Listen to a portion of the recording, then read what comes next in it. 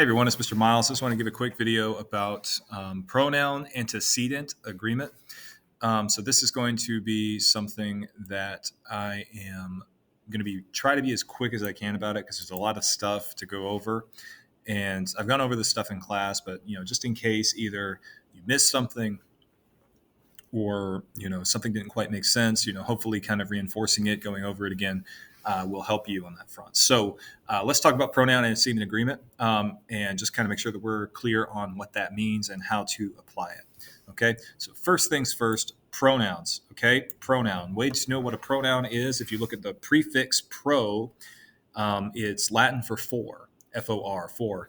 And so it's a noun that you use for a noun, right? So it's a pronoun. So you use this in place of a noun, use it for a noun. So a pronoun would be, instead of saying, Mr. Miles went here, Mr. Miles did this, Mr. Miles did that, then Mr. Miles did this, that would get tedious over a while, right? So instead of saying Mr. Miles over and over and over and over again, we just say he, him, his, she, her, hers, they, them, it, its. Okay, those are all pronouns. Okay, antecedent. Okay, the prefix ante, A-N-T-E, means before something. So we get antebellum, before the Civil War. So antecedent means something that comes before something. So literally the antecedent is the noun that the pronoun's replacing, right? Usually the noun comes before the pronoun, right? It makes sense because if I just say he, him, her, she, her, we're not going to know who you're talking about unless the noun comes first. Okay, so that's why it's called the antecedent. Normally, the noun precedes the pronoun.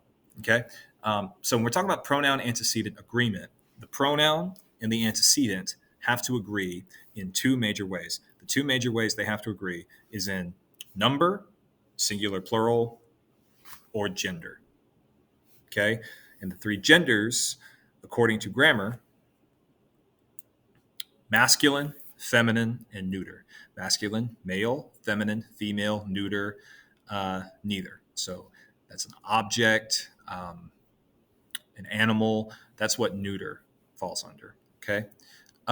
So a pronoun should agree in both number and gender with its antecedent. Okay. So it would be Brian lost his book. Dawn lent her book. The book had Dawn's name written inside its cover. And so those are the rules real quick. Okay. Now, sometimes you have indefinite pronouns. Okay. And an indefinite pronoun would be what kind of takes the place of a noun, right? But there are certain rules that guide what we use depending on which indefinite pronoun we use. So, for example, each of the men put on, well, I know it's each, so it's singular. Each is always singular. Of the men, well, now I know it's masculine, so it'd be his. Each of the men put on his hat, singular, masculine. Okay. Now,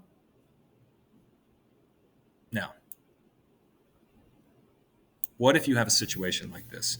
Someone is always singular. We know that. If it ends with one, body, or thing, it's always, always singular. But what do I do in this situation? I think if most of us were speaking out loud, right?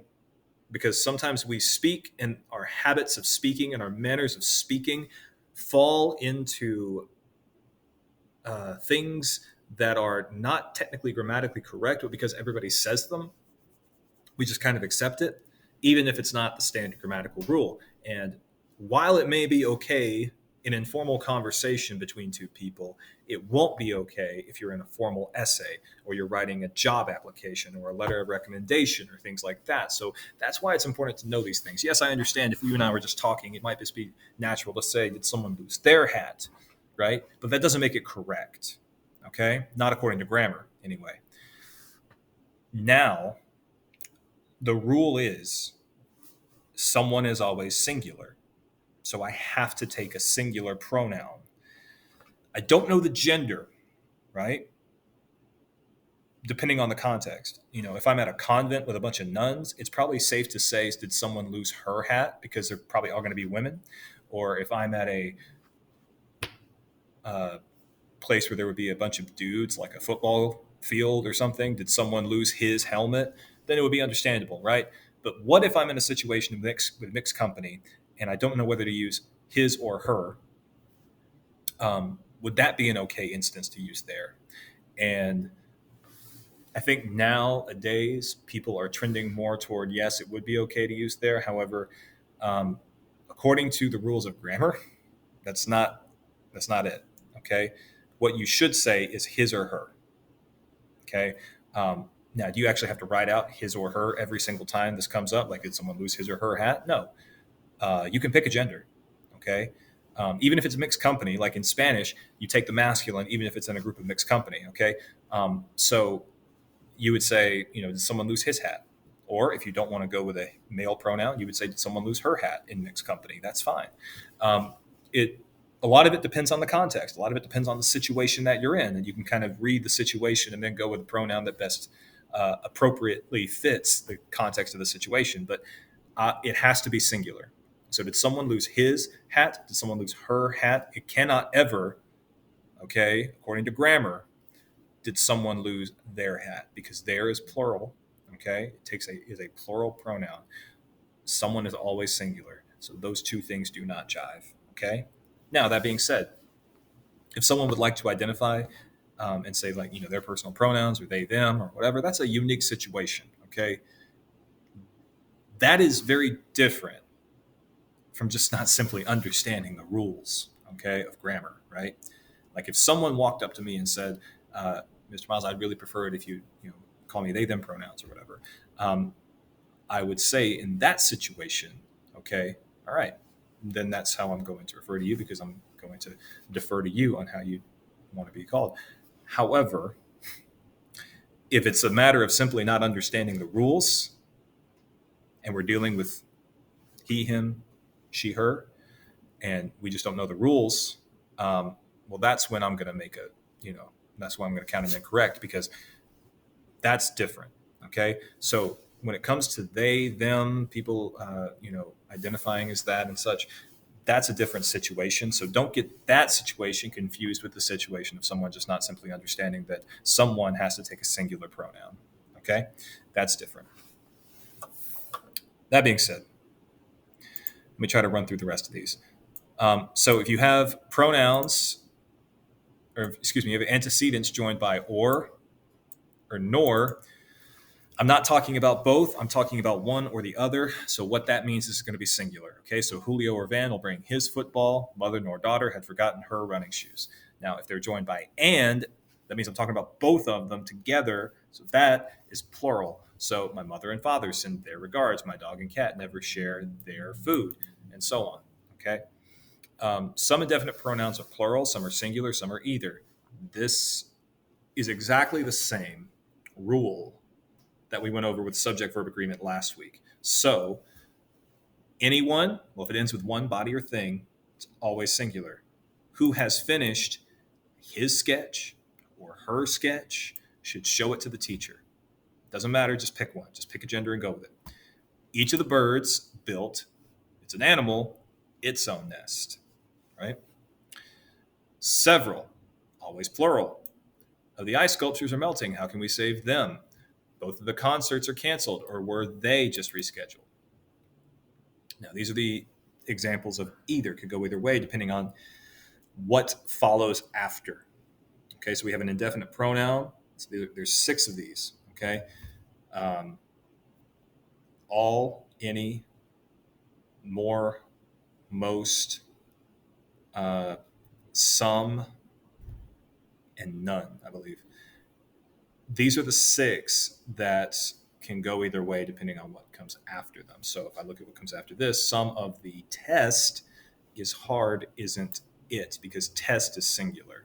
Some of the questions is what I key in on, are easy. I'll do them because questions is plural now. Okay. So with some of these, I have to say, all right, I know that's one of those go either way pronouns. So I have to look at what comes after that. Of the what? Of the test, of the questions. All of the casserole, singular. All of the potatoes, plural. So collective nouns, real quick, collective nouns are just basically nouns of groups of collections of things acting as a unit, or they can sometimes be acting independently. You have to look at the context to see how they're being used. So if I'm saying like the crowd of people chant for Harry Styles, okay, they're acting as one. Okay, they're acting as one thing. They're all chanting Harry Styles' name. Okay, if I'm saying the crowd began to argue and squabble amongst themselves, they're not all acting as one. They're all doing individual squabbling or fighting or bickering, right? Um, so you have to look at the context of how the collective noun is happening. So this one, the first group will give its presentation because the group is acting as one. They are acting as a unit. They are all giving the presentation together, right? The team won its game, right? Because the team collectively won together, right? This, on the other hand, the group shared their ideas, right? They're all going back and forth with different ideas, right? No one has one collective idea yet, and we haven't settled on one plan. Um, and so that would be plural, okay? Um, Same thing, same principle when it comes to money or amounts. Um, so like this mostly applies to money, but it can also apply to things like, 10 gallons of gas is all I need to get to California. Okay. Um, that 10 gallons is the unit. Okay. Um, but sometimes units are plural. Okay. So like $10 is all I need. I can earn it 1 unit. Where are the $2 that were on the counter? Have they been taken? Because these $2 are separate bills, right? And so one could have been snatched by my little brother, another could have been taken by my dad on accident, right? Like $2 as separate things. Okay, so if I have like change, right? Like I have 20 quarters that are scattered around the room, right? So then, you know, my money would be in multiple places. It would be scattered, so it's acting less as a unit and more as kind of a different thing, as individual. So then it'd be plural. Okay. Um, these are just trouble words that a lot of people get confused. So things like civics, economics, and genetics, these are all like subjects, single subjects. So even though they have an S at the end, they still take a singular pronoun. Okay. And then these, they all have one thing in common. They're all one item, but they have two halves or two parts, like a pair of pants, a pair of glasses. You see what I'm saying? So these would be plural always. Okay.